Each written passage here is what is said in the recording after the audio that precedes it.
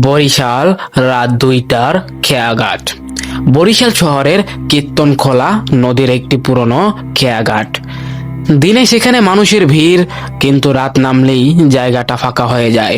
স্থানীয় মাঝিরা বলেন, রাত 2টায় এই ঘাটে কেউ নামে না, কারণ 2008 সালে এই ঘাট থেকে শেষবারের মতো একজন মাঝি নৌকা নিয়ে পার হচ্ছিলেন। তার নাম ছিল মজনু। পরদিন সকালে নৌকাটা পাওয়া যায় নদীর মাঝখানে ভাসতে থাকা। মজনুকে আর খুঁজে পাওয়া যায় না। এই ঘটনাটাকে দুর্ঘটনা বলে চালিয়ে দেওয়া হয়। কিন্তু এরপর থেকেই ঘাটের আশপাশে অদ্ভুত ঘটনা শুরু হয়।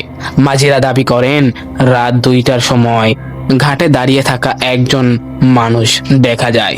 সে নৌকায় উঠতে চায় না, শুধু নদীর দিকে তাকিয়ে থাকে।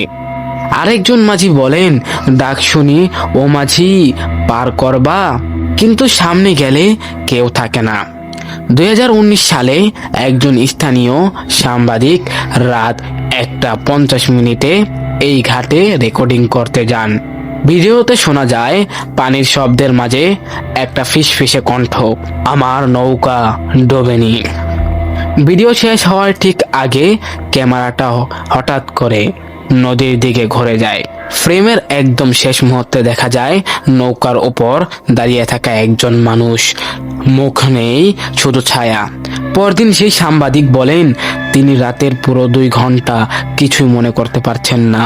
আজও বরিশালের এই খেয়াঘাটে রাত 2টা বাজলেই নদীর পানি অদ্ভুতভাবে থমকে যায়। আর কেউ একজন অন্ধকার থেকে প্রশ্ন করে, এবার কি পার করবা?